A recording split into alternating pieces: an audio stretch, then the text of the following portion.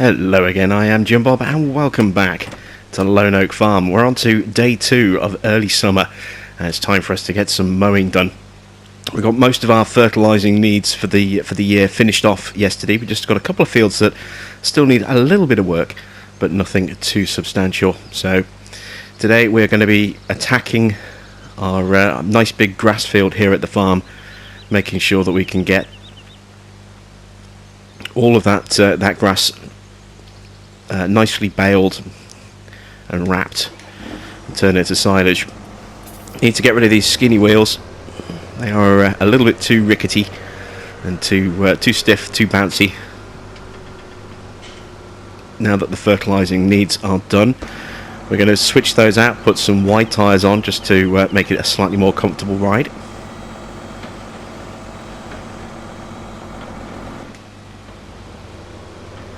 I'll just drive in here.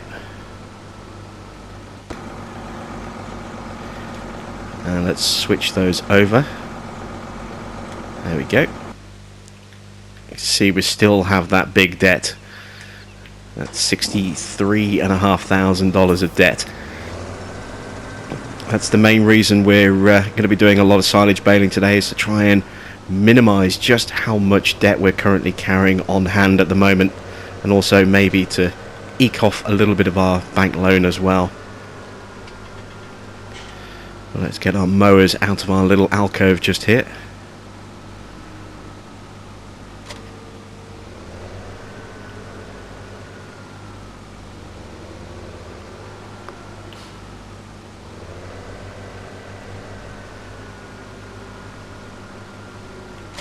There we go. So where do I want to start attacking? I suppose we'll start on the far end of the field. I think that's going to be the best place. It's just actually no, let's start here on the interior.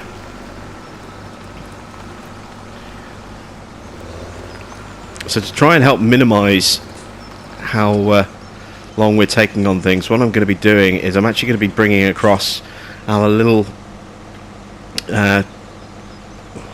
1455 from our sheep farm.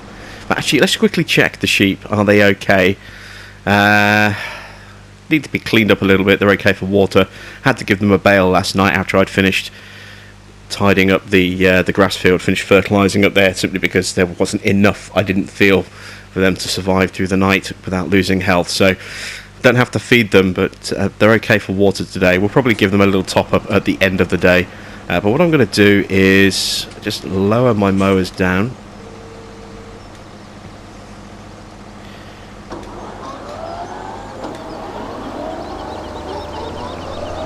I'm going to run up here. Oops. Try to get a worker to jump on at this point, and we're actually slightly off. You can just see we're actually on the static native grass. The field is just to the right hand side of my rear mower. You can see there that slightly darker ground texture. So that's why the worker decided not to play ball, because we're not actually on the field. If we zoom out, you can see a bit clearer there. But what I want to do is I want to put this border in place so that I can get the worker to do what he needs to do. Let's just raise these mowers up a bit.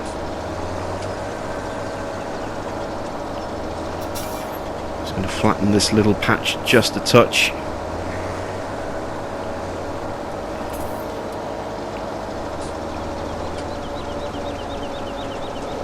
There we go. And the worker doesn't want to go all the way, so again we'll have to do a manual baseline here. And again, actually we're slightly off the field in part of this, by the look of it. Now we're kind of getting back onto it. Get to the edge here. Kill the mowers. And now, if I fire off the worker, he should run up and down here quite nicely, and we've got a baseline for him to turn on there. So now what I'm going to do is, as I say, I'm going to actually jump over to the other farm. I'm going to grab the 1455. I'm going to use this to get the rower out and actually start windrowing. because we're doing grass, that grass is obviously going to start rotting from the moment it's cut. It won't be a massive loss, but it will be a little bit. So while we're here as well, we'll take the opportunity to very quickly take care of our sheep. Did I leave the bucket in here? I actually can't remember. No, the bucket must be over by the food troughs. Let's have a look. Yes, there it is. So we'll quickly just tidy up this sheep pen's food trough here. Raise this so I can spin around and not knock anything.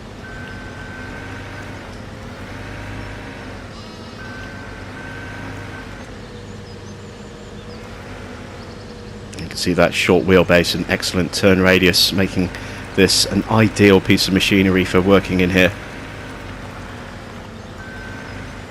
There we go.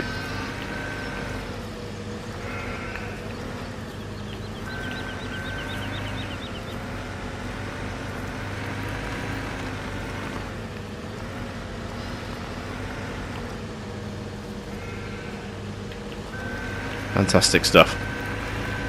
Oop. Just clipped the side wall on the way out there.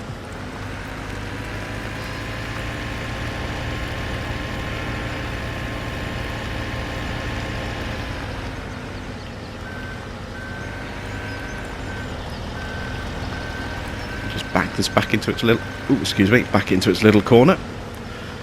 There we go.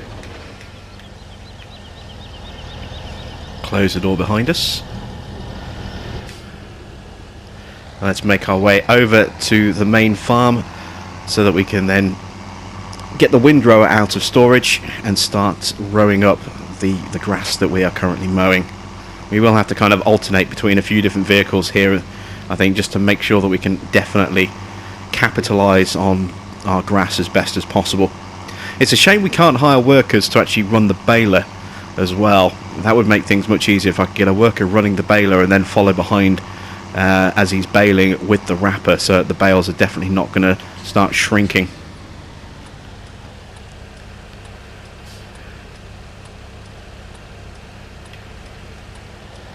Make our way onto the main road. I do love driving along this little stretch of road here. It's so peaceful. It's so real, such a great view, especially this little sort of forest feature we're coming up alongside, where the road just kind of sneaks through it ever so slightly. Really is very, very picturesque.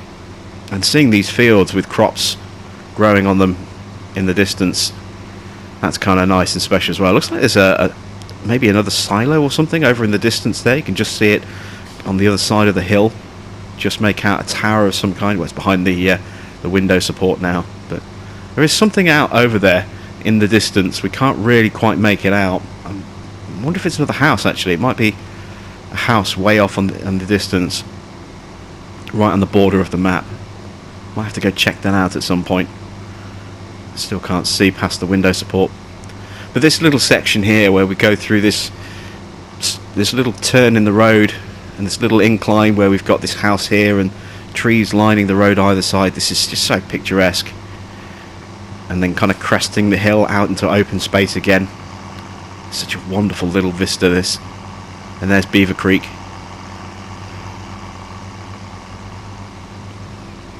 We go past the sell point there for our wool and manure.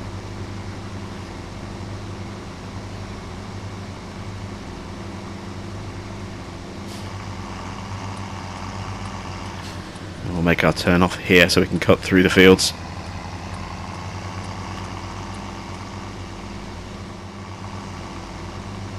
And as we go past the lone oak, you can see our worker there driving up and down on the grass field there, leaving those lovely windrows of fresh cut grass for us. We'll be tidying those up. Hope he's actually having a nice clean job at the other end of the field. I guess we'll find out in just a second. Wondering if I'd made enough of a border. I'll probably have to put another one in at that bottom edge as well, alongside the sort of the road, because it does get quite close to some telegraph poles, so it might cause some issues. And you can see there that little break there, that's where we had that little patch of grass that I had to replant, but it doesn't look like he's missing anything. Yeah, looks nice and clean getting to the edge there. That's excellent stuff. So let's grab the Windrower, our Krona Swadro. I think I may well upgrade to a merger in the future, but for now, you know, in terms of cost, this is a much more cost-effective piece of equipment to run. You know, much cheaper to own a Swadro than it is to own a merger, which is well over $100,000.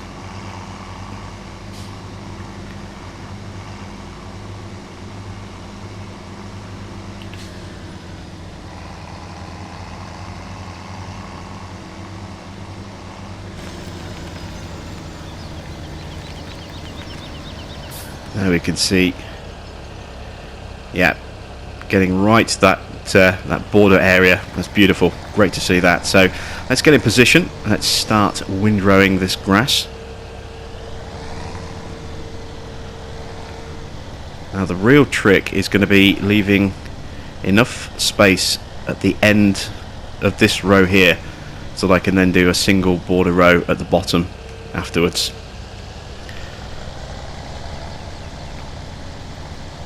If I run him like this, he should be absolutely fine. So we're going to jump back into our Puma for a second.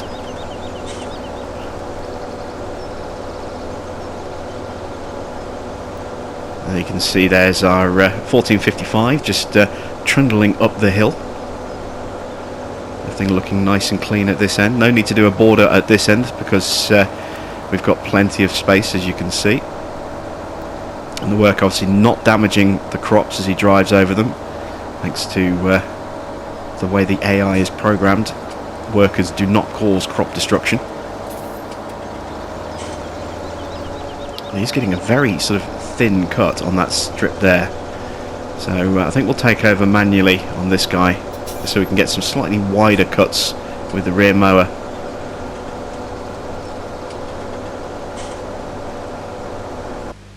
How's our boy doing over here? He's doing a really nice job so far. Let's see, does he actually pick up all the way from the bottom? And one thing I have noticed actually with the Swadro is that it doesn't tend to grab everything. Look, it's leaving a thin line. I have noticed this in using this on this farm. Now I don't know if it's just on this farm because I don't use the Swadro that often. I do tend to use the merger an awful lot, but I have noticed that you have to kind of reposition just a little bit because it has a tendency to not actually grab as much as it should do or could do. You can see there we missed a little thin strip just there. Just something to watch out for, I think. We may well miss little bits on the way down here on the left hand side. You can see it's kind of at the edge of our forks here, of our little tines. It's just sweeping them up when, you know, visually it looks like it probably shouldn't quite make it.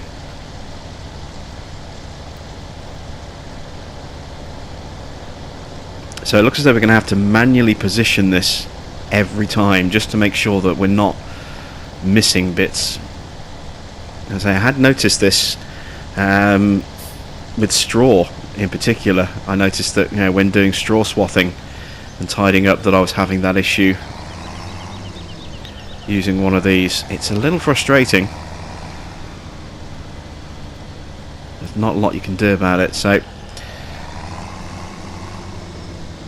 let's get positioned.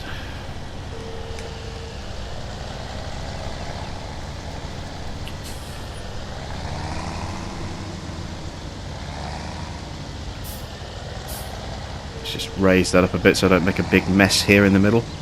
Just try and step in just a touch more.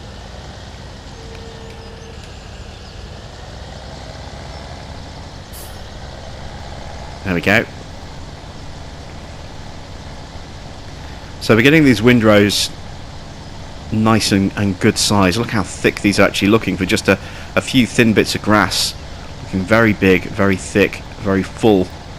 So we should get a huge number of bales off this. Now the biggest issue we're going to face is actually getting those bales wrapped as quickly as we make them. So I think what I'm going to do is I'm going to run the baler on a pass and then wrap that pass. It's going to take longer than just doing all the baling and then just doing all the wrapping afterwards, but it is going to protect the integrity of the bales, so it keeps them at full size of 4,000 litres. Because if we start baling this field all the way through, by the time we get to the far end, because it is actually quite a big grass field, it's, as I say, it's one of those deceptively large fields. By the time we get to the other end of this field and then we start wrapping at this, first end again, because we're running at ×5, those first few bales, they're going to take quite a bit of rot. In fact, actually, because we're at stage 1, I can afford to just clip the edge of those crops there manually, so it's not all doom and gloom in that respect. Let's just get the windrower going down again, and again, look how smooth for the most part this windrow looks.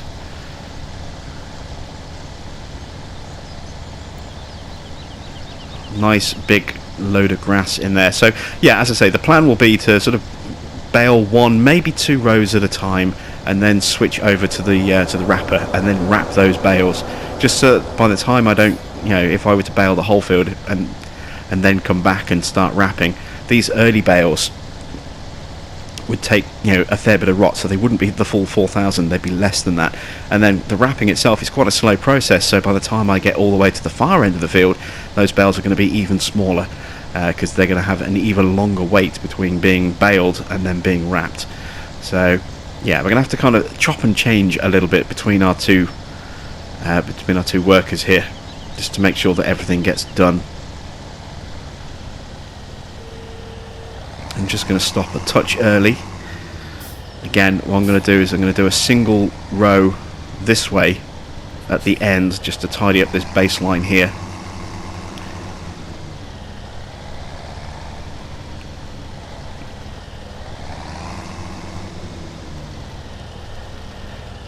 So I'm just trying to make sure I get this position quite nicely to try and maximise the windrow. I think that should just about do it. Yeah, there we go, that'll do. I was hoping we could catch maybe a little bit of the next one, but it doesn't really matter too much. Keeping good pace with our mower actually. Slightly slower going up the hill because we're only able to windrow at 11 miles an hour as opposed to 13 miles an hour mowing from our Puma. So all that time that that we're kind of gaining in terms of having a slightly wider working width, we're losing in terms of turning time and getting all lined up and positioned and running at a slightly slower speed. So we're keeping a nice respective gap between us, which is helping. I am going to have to, as I say, switch back to the mower in a moment so I can get him to do a baseline along that bottom edge there. You can just see the telegraph poles on the edge of the field there, and they will cause issues for our mower AI, so in a moment I will be switching back. So while I'm doing this, I'll jump ahead a little bit and I will catch up with you once I've made some more progress.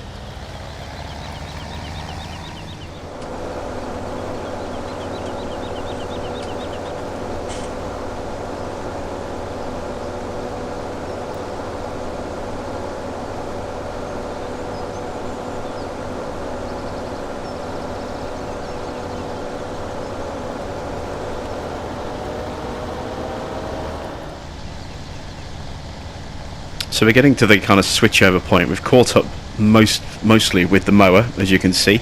A lot less sort of distance between us now and the uncut grass.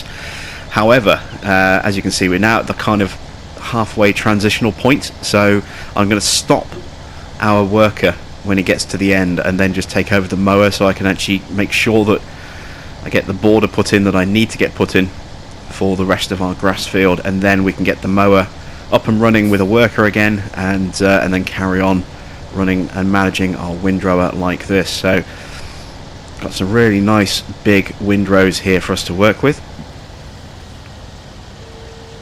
There we go. And I will tidy up this border a little bit as well, just so that I'm not baling straight into that field. But let's switch over to the mowers. So he should stop automatically, and he should meet up pretty much spot on with where we've already windrowed. Now this is going to be a little bit trickier for us to manage when it comes to actually doing our windrowing. So let's see exactly where I line up. Actually, the worker might carry on all the way down the field, possibly. Nope, he's going to stop. So we'll take manual control. Let's run down in a straight line.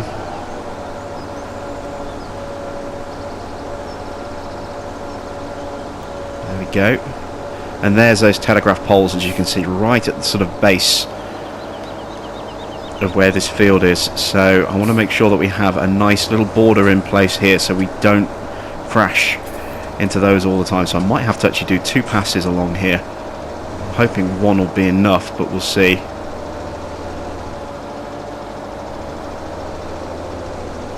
And this is kind of running right along the edge of the boundary here.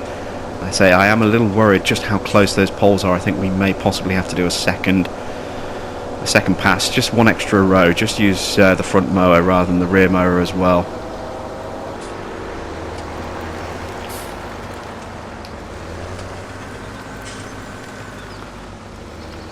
So I get positioned up.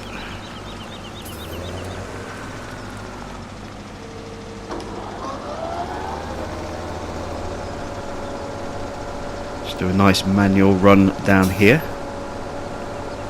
And that should give us enough of a turning point or a stopping point between going up and down and those telegraph poles. There's only a couple, so it's not going to be a major issue, but it's just nice to resolve those issues before they become issues. Bit of preemptive mowing there. So let's get back in position, get our worker rehired. Excellent stuff. And now we can try and tidy up this sort of little messy section just here with our windrower.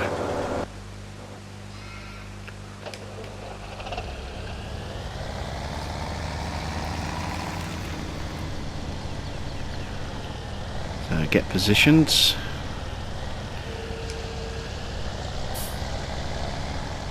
There we go. And I'm going to do this run manually.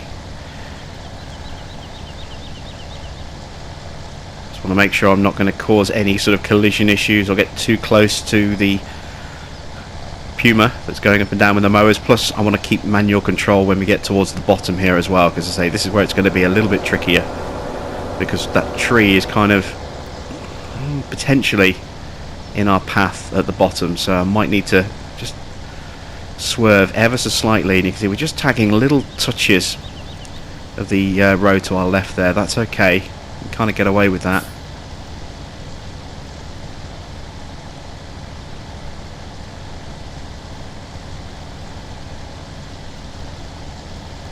And I think we've just about got enough space against that fence. It's going to be tight, but I think we can just about do this.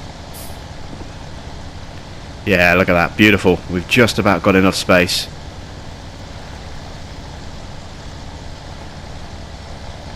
Oh, that's worked out absolutely perfectly. Look at that. Fantastic. Right, so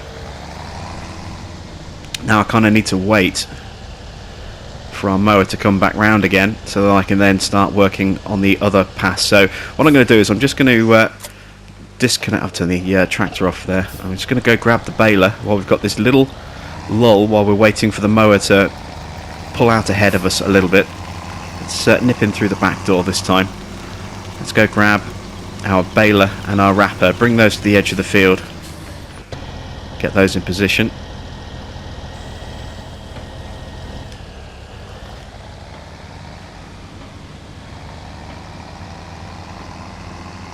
Start with the baler.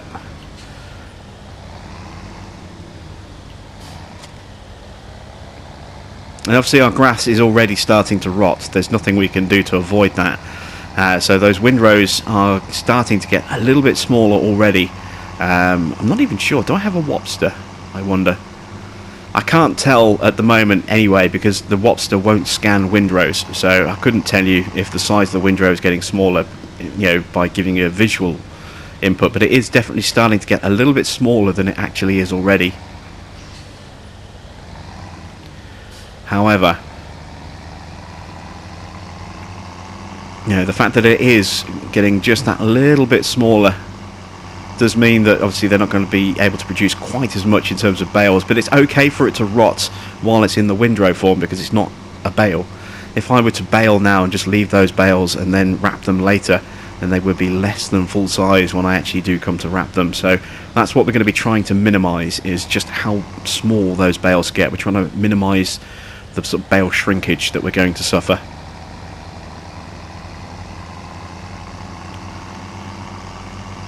So that's our gear kind of out and in position.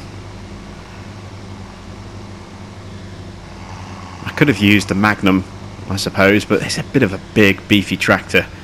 Just to be running something small like a baler or a bale wrapper, it's a little bit of overkill. Plus we can use, you know, the extra power of the Magnum when it comes to actually transporting those bales off the field. So it gives us something for each of our tractors to do, I suppose, in their own little way. So let's get hooked up to this. I've got to be careful not to drive into that crop, because I will damage that crop if I manually drive into it. There we go. So now let's get positioned up. There we go. And we're too far in, aren't we? Forgot. And we've got a partial row that I need to pick up. So that looks like it should be okay. That's going to be a big clump there. So hopefully this will pick up that row. Looks like I might need to do a little bit of readjusting. Yeah, just a touch.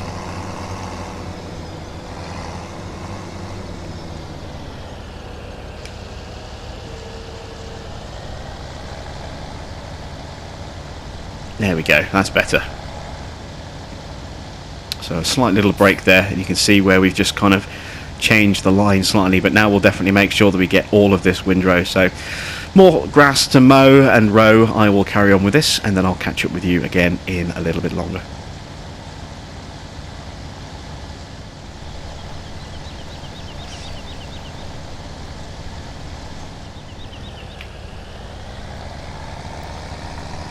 So this is the final pass. Our mower just getting to the end there.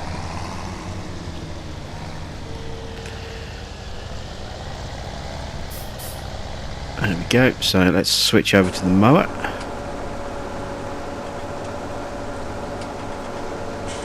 There we go.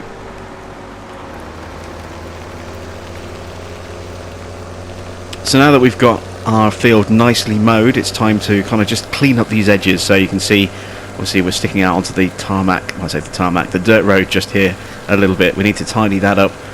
Need to tidy up the edge down there by the fence on the back garden of our farmhouse and on the main road down by the telegraph poles.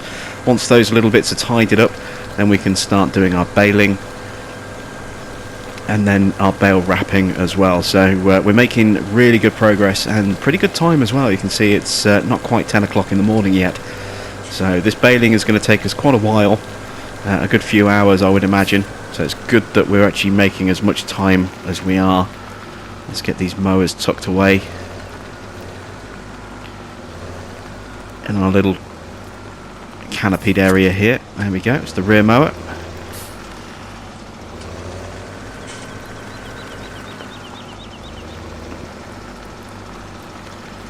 And the front. There we go, excellent stuff. So let's get the baler hooked up. We need to take control of our windrower just to make sure it doesn't turn around. Yep, I thought he was about to do that. Come back down the other side. So just managed to stop that from happening. Excellent stuff. So we'll get hooked up and just do these little tidy up bits that we need to do. And then we can get our baling underway. So start, seeing as we're here, along this top edge.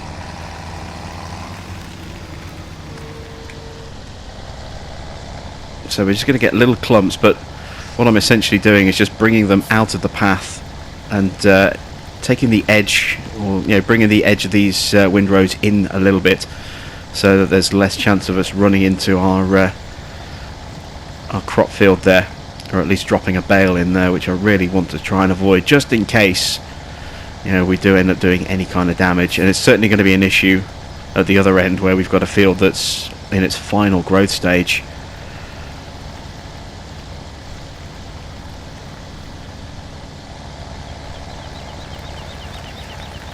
There we go. So we'll do the same along the bottom. Now the bottom's going to be cleaner and smoother because we do have a line already there for us to kind of follow. We've got that bottom windrow, so we'll actually end up with a single straight line rather than just clumped pieces like that all the way along the top. And then same again on this bottom edge, because we still have at least one windrow that's still there. We will end up with a single clean line for us to work from, although it will be quite clumpy in a few places, as you can see. And again, I'm just trying to make sure that our windrows are just brought in just a little bit, so that we've got a little bit of runoff space at the bottom.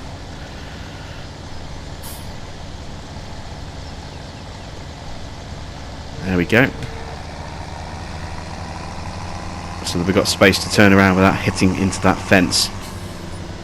Now I need to do the same over here.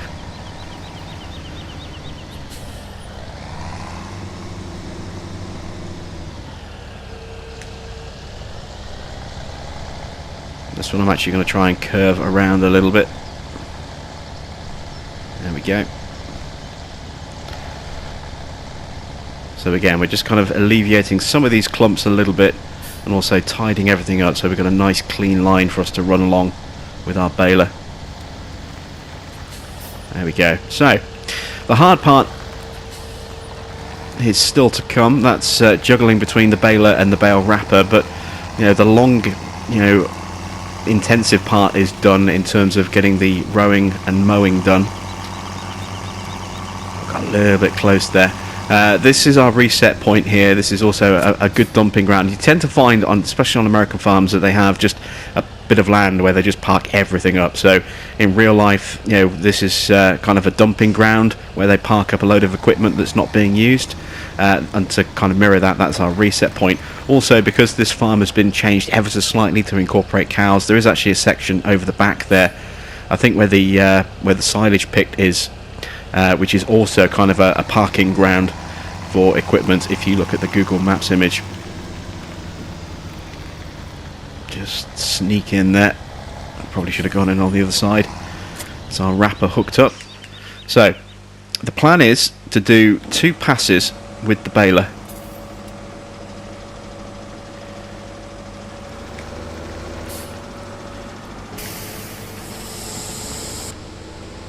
And then once these 2 passes are done, then we'll switch over to the wrapper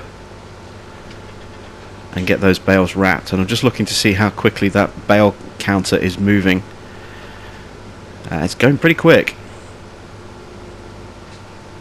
Now these early windrows have been sat here in the sun, sort of rotting away for a couple of hours, so they're not quite as big as they could have been, but they're still pretty big sized. You know, they won't have lost that much.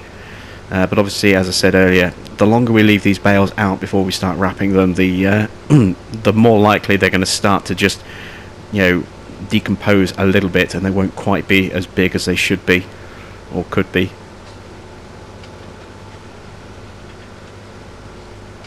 And we're using the baler that we have at the moment, the Corona baler. What I may well possibly do going forward is to switch out to the New Holland big baler, which does 4,500 litre bales. I did toy with the idea of actually using that that new 5,000 litre round baler, but round bale mechanics, unfortunately, those bales are a little unrealistic in the sense that they are perfectly solid, perfectly smooth edged bales. They don't sag or stay reasonably still when you drop them on the ground. The slightest little hill and they roll, and you know, they will roll everywhere, you know, and not just in a straight line down the hill. They'll roll off into the windrows and into the crops, and I just don't want the hassle of having to go around fishing bales out of, you know, potential fields that are waiting to be harvested and damaging crops trying to retrieve them. It's just too much hassle, which is why I've gone for square bales. So we've made a decent number of bales, you can see already, just off that one little bit there. Let me spit those 2 bales out at the back as well. Let's just park up out of the way for a second. Switch over to the wrapper. And we'll quickly wrap these bales up. Would have liked to have had the a bale pusher attached to the front of this, but of course we can't fix anything to the front of this tractor. And I just feel more comfortable using the Puma for the baler because it's got slightly better power than this, although I suppose that is an old baler. It doesn't have huge power requirements. Do I have... No, I don't have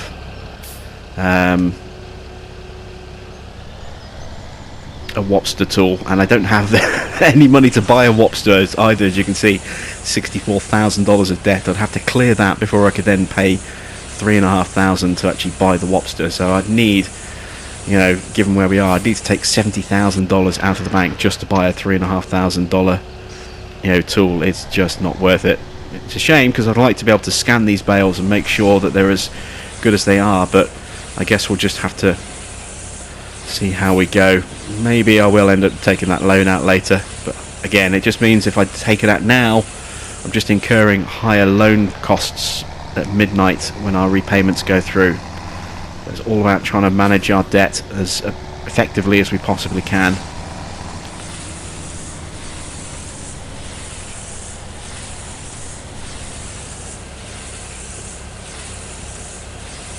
Let's see how many bales have we done so far. 1, 2, 3. That's 4.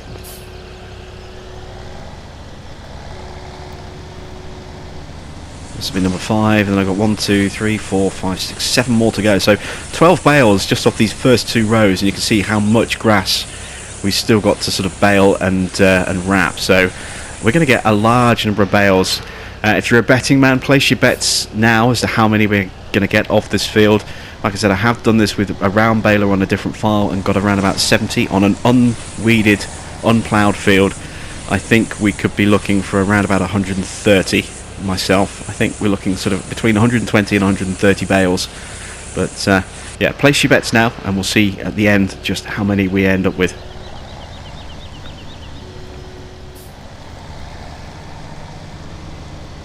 So we're a few passes in now, as you can see. Got a fair few bales being done. Let's see how many we've done so far. Let's see. Bales. So we've got 110 bales in total created. That's because when I was setting up I actually sold off a load of grass bales, well, hay bales and straw bales, but we've made 36 bales so far this session. And we've barely touched this field, as you can see. We've got a huge amount of ground still to cover, so we are definitely well on target for, you know, a 3-digit bale haul on this field. We've still got a few rows before we reach that kind of transfer point into the longer section, and you can just see them all lined up along here, quite a large number, as you can see. So I'll carry on working away, doing a couple of rows at a time, then switching over and wrapping them, and once we've made some serious progress on this field, we'll check back in and have another look and see just how many we've made so far.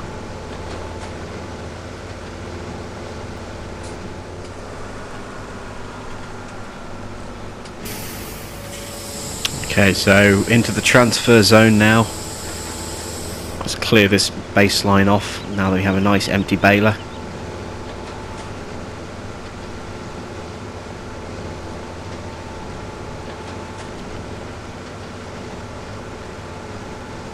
There we go. You can see that some of these windrows do look a little bit tattier than they did at the start. You can see where they're starting to look a little bit ragged, where some of the grass around the edges is starting to rot away. They're not looking quite as thick and as consistent as they did earlier on when we first mowed them. This is to be expected. As you can see, it's now 10 to 2 in the afternoon, so some of this grass has been out for quite some time, but we've got an awful lot of bales already made, as you can see. What I'm going to do is I'm going to bale these 2 rows here, this one and then the one, obviously the one just next to us, and then we'll have a quick check and see exactly where we end up in terms of the number of bales created so far, and maybe that'll give us a kind of a prediction as to where we're going to end up with those remaining rows in terms of a total number of bales. I'm still thinking it's going to be somewhere between 120 and 130, but obviously time will tell. You know, we have cleared off pretty much half the field now, and as you can see, it's quite a large number of bales. That's quite a nice tidy little sum of money sitting there waiting for us, and also it'll produce, because we're going to be selling these at the BGA, it'll produce a nice amount of digestate for us as well, so it'll give us a free round of fertilizer for at least one of our fields going forward, which is always good. Now I would kind of like to maybe inject some slurry into or digestate into this field, but seeing as we can weed it for free, it seems kind of a waste to use up that digestate on this grass field, even though that would perhaps be something that's a bit more realistic. So that digestate will probably just sit and wait until autumn, once we've got our harvests out of the way, and then we'll have to see if we can pick up a slurry spreader of some kind or an injector of some kind and actually at least prep one of our fields with some digestate, just to save a little bit on the fertilization costs when it comes to the fertilizer. Of course, that's another piece of equipment that we're going to have to pay for. We don't have one of those on our farm yet, and there are a few that I'd like to try out. It's just a question of finding the right one that's not going to be too expensive. So as we get to the end of this row, let's see how many bales we have created.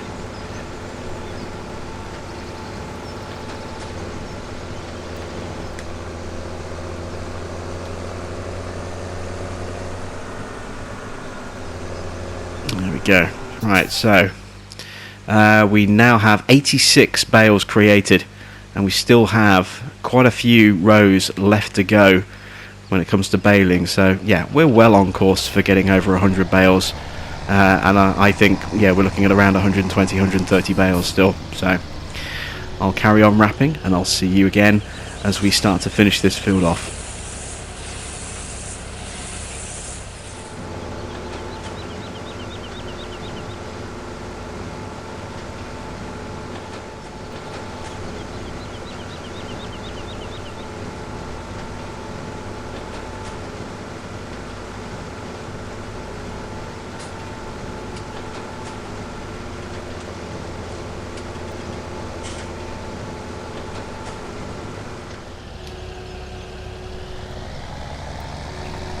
Just the last couple of bales left to be wrapped on this field now. Put in a big old shift today, as you can see. It's now 5:15 in the afternoon / early evening. Definitely been a long day. This one field has taken an insurmountable amount of work. Well, not insurmountable, but near insurmountable amount of work. I was hoping that we could make a crack on the other field today as well, but this has been so time consuming that it's just not going to happen. This is going to be the one and only job we get done today by the look of it. There's still one last little bit of work to do as well. We need to clear this field off so that we can actually get the weeder on it and boost its level to stage 2 fertilization again. And of course we need to see just how many bales we've created as well, so we'll do that in just a second once we wrap this final one.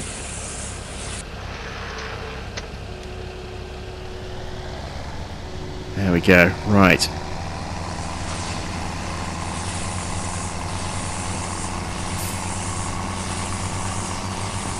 Look how many bales are here.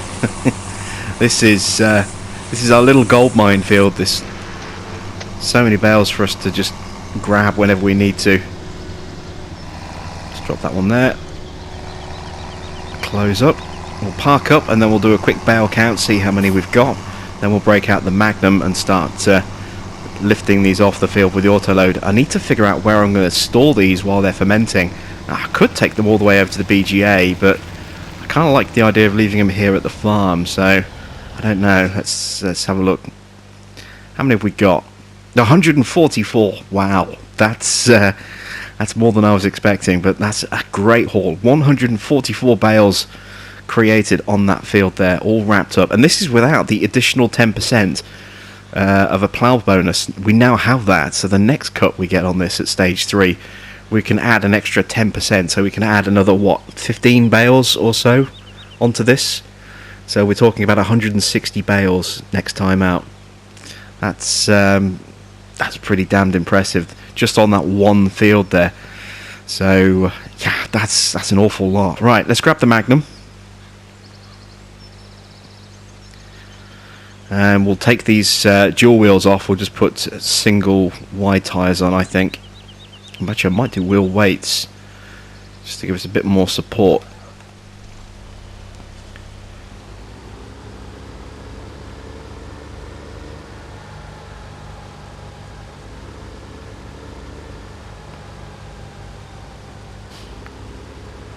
There we go. Let's just drive into the garage. Oh, I can't do wheel weights because I can't afford them. So I can't do wide tyres either. So it's either the crawler track or narrow twin wheels. Oh, I forgot this could do narrow twins. So it's a crawler track or standard. I'm not a huge fan of the crawler track on this Magnum for some reason. So we'll just go standard. Let's fit those.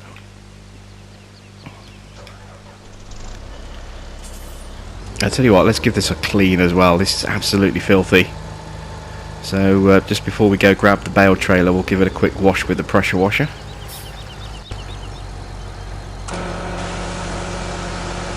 Just clean some of that muck off. You can see it's actually looking a little bit digitised just here at the front. Almost like digital camo. I've not seen it look like that before on other tractors. Maybe it's just a feature of the way it's applied here on the Magnum.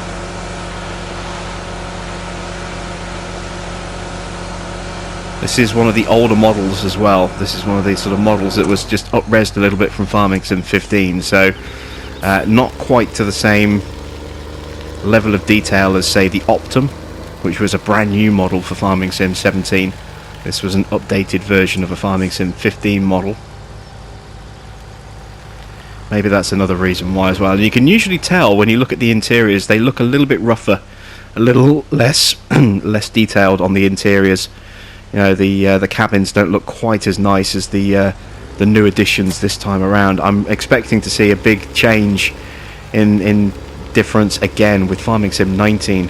I'm expecting to see incredibly detailed interiors on the new John Deere models because they will be brand new, and some of the older stuff that's been carried across might not look quite so polished because they might well just be slightly updated versions of existing models. I guess we'll have to wait and see. I don't expect Giants to build brand new models of existing tractors, you know, for just an updated graphics engine. If it was a completely brand new engine, then yes, I think we probably would see, you know, parity across everything with 19. But I do expect to see a little bit of difference between the brand new stuff like the John Deere, which is going to be completely brand new, and the sort of stuff that's moving from 17 to 19.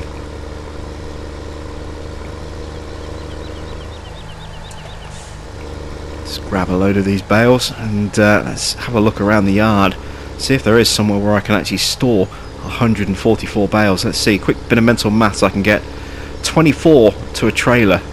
So that means I'm going to need 5 and a partial. So 6 trailer loads essentially. I've got to find space for 6 stacks of bales. That is a huge amount. Now I could double stack these. I could stack them 6 high, but have I got space for 6 stacks of bales? Or even 3 double stacks of bales? I don't know if I have. I don't think there's any room around the yard for us to do that, so it's not looking like it, is it? There's room to kind of move equipment around, but unless we kind of store them here off to the side, maybe. I think we'll take these over to the BGA. That might be the best option.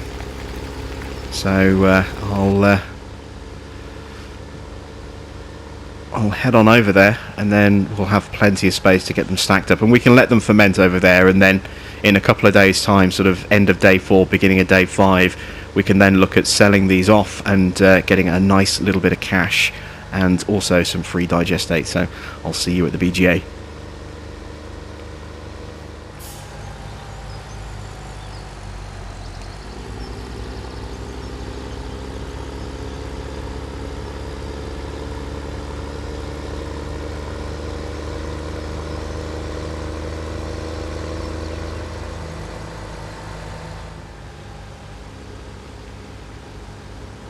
Okay, so here we are arriving at the BGA, and we've got these 2 big bunkers. I'm going to use these as a storage area, I think.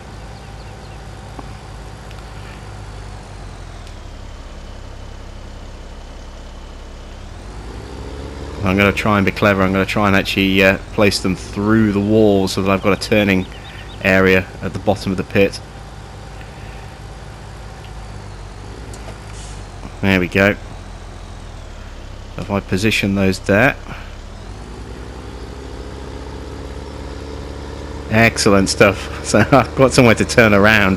Don't have to mess around with fiddly stuff with the trailer.